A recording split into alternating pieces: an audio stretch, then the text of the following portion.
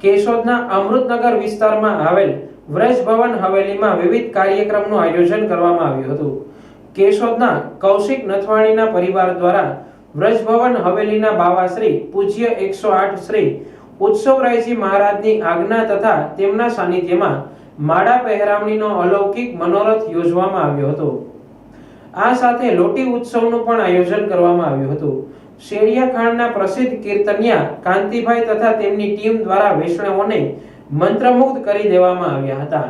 તેમજ બાવાશ્રી વ્રજભવનના શ્રી ઉત્સવરાયજી મહારાજ દ્વારા વચનામૃતનો કાર્યક્રમ પણ યોજવામાં આવ્યો હતો। તેઓ દ્વારા માળા પહેરામણીની વિસ્તૃત જાણકારી આપવામાં આવી હતી।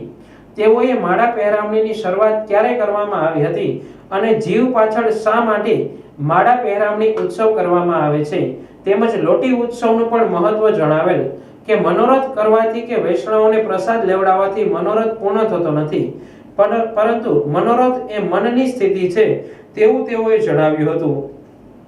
આ મનોરથમાં મોટી સંખ્યામાં વૈષ્ણવોએ પ્રસાદી લીધી હતી।